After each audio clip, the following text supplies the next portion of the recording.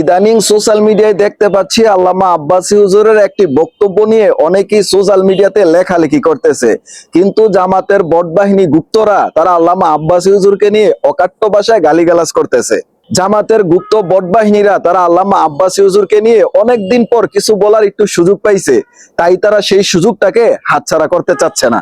আসুন প্রথমে আল্লামা আব্বাসী হুজুরের বক্তব্য এবং আহমদুল্লাহ তার ফাউন্ডেশনের কাজ নিয়ে বিষয়টা আগে আপনাদের মাঝে ক্লিয়ার করে নেই। আল্লামা আব্বাসী হুজুর কিছুদিন আগে সিলেটের এক প্রোগ্রামে সিলেটের কোনো এক ব্যক্তির প্রসঙ্গে বলতে গিয়ে কিছু ফাউন্ডেশনের বিষয়ে কথা বলেছে।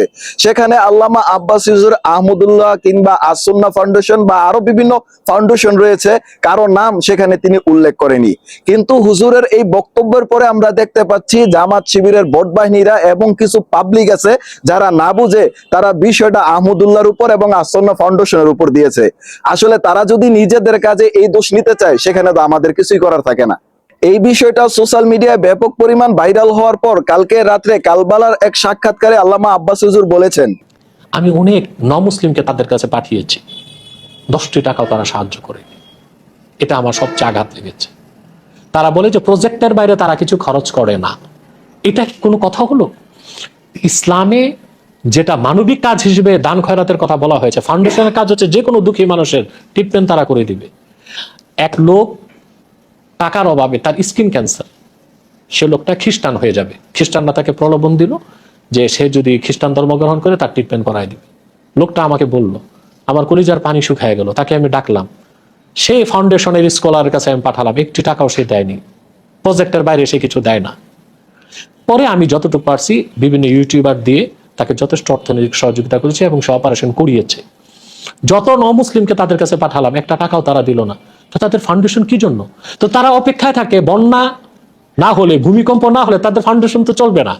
সেজন্য আমি একটা দৃষ্টান্ত দিয়েছি যে বাঈউল আকফান, কাফন বিক্রেতাদের উপর আল্লাহ লানত আসে। আবুল্লাহ সামারকান্দি রহমতুল্লাহ বলছেন, কারণ কাফন বিক্রেতার কাফন বিক্রি হয় তখন যখন মানুষ মারা যায়। তো সে অপেক্ষায় থাকে মানুষ কখন মরবে, তার কাফন কখন বিক্রি হবে। তো যারা ফাউন্ডেশন নিয়ে বসেছে আমি দেখি তারা নমুসলিমদেরকে দান করে না। অভাবগ্রস্ত মানুষ চিকিৎসার জন্য গেলে কোনো টাকা পায় না, বিধবা মহিলারা গেলে কোনো সাহায্য পায় না, কোনো লোক মেয়েকে বিয়ে দিতে পারে না, সাহায্য পায় না, কোনো লোক বিদেশ যাবে, ঋণ পায় না। তারা শুধু প্রজেক্টে টাকা দেয়, মানে তারা অপেক্ষা থাকে বন্যার জন্য। সেই দৃষ্টিকোণ থেকে আমি বলেছি তারা তো অপেক্ষা থাকে বন্যা কবে হবে, এতে আসবে যাবে, নিজেরও সংসার চলবে। এই দৃষ্টিকোণ থেকে আমি কথাটা বলেছি, ক্ষোভ থেকে, দুঃখ থেকে। এখন অনেকেই বলতে পারেন আল্লামা আব্বাসী হুজুর হয়তো এই কথাগুলো বানিয়ে বানিয়ে বলছে বা আসুন্নাহ ফাউন্ডেশনের উপর মিথ্যা দোষারোপ করছে। তো আসুন এর সত্যতা আমরা আহমদুল্লাহর মুখ থেকেই জেনে আসি। যে ফাউন্ডেশন প্রজেক্ট বেস কাজ করবে, প্রজেক্ট বেস, সচরাচর আমাদের কাজ হবে প্রজেক্ট। পার্সোনাল ব্যক্তি একজন অসুস্থ হয়েছেন, তিনি একটা আবেদন নিয়ে আসছেন, এগুলো আমরা দেখতে পাই না। আসুন্নাহ ফাউন্ডেশন থেকে সহযোগিতা পাওয়ার উপায় কি? অনেক সময় আপনাদের অফিসে কোনো সহযোগিতার জন্য যাওয়া হলে রিসিপশন থেকেই সরাসরি মানা করে দেওয়া হয়। এ বিষয়ে একটু বিস্তারিত জানতে চাই। দেখুন, আসুন্নাহ ফাউন্ডেশন থেকে ব্যক্তিগত পর্যায়ে সহযোগিতা পাওয়ার কোনো সুযোগ নেই। আল্লামা আব্বাসী হুজুর কোনো বিষয় না জেনে না বুঝে সত্যতা যাচাই বাছাই না করে কারো বিষয়ে কোনো মন্তব্য করে না। এখন এই বিষয়টি প্রমাণ হওয়ার পরে আপনারা অনেকেই যুক্তি দেখিয়ে বলতে পারেন যে ফাউন্ডেশনের কিছু নিয়ম কানুন আছে, এর বাইরে তো ফাউন্ডেশন যেতে পারে না। হ্যাঁ, আমরা বলি যে প্রত্যেকটা ফাউন্ডেশনের কিছু নিয়ম কানুন থাকতেই পারে, কিন্তু কোনো অসহায় ব্যক্তি বা নমুসলিম যদি তার কাছে সাহায্যের জন্য যায়, সে যদি সরাসরি বলে দেয় যে আমরা প্রজেক্টের বাইরে কোনো কাজ করি না, তাহলে বিষয়টা কেমন হয়ে গেল?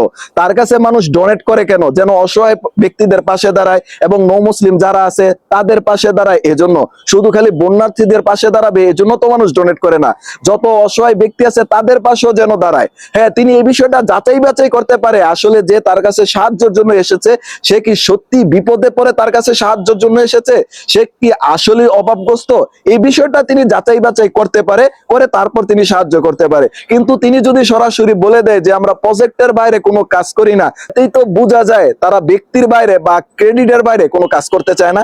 আসুন্নাহ ফাউন্ডেশন যেমন ভাবে মানবিক কাজে বন্যার্থীদের পাশে দাঁড়িয়ে প্রশংসার দাবি রাখে, ঠিক তেমনি ভাবে এই বিষয়গুলা তো তার যৌক্তিকভাবে সমালোচনা করার অধিকার প্রত্যেকটা মানুষের রয়েছে। তাই অযথা কাউকে খারাপ ভাষায় গালিগালাজ করবেন না।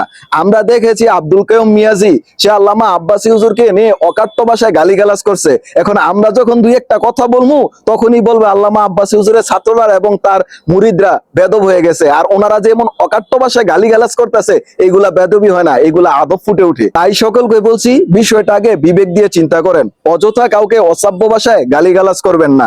আগে বিষয়টা দেখেন আল্লামা আব্বাসী হুজুর কি বলেছে, আর ওইখানে আল্লামা আব্বাসী হুজুর কোনো ফাউন্ডেশনের নাম নিয়েছে কিনা।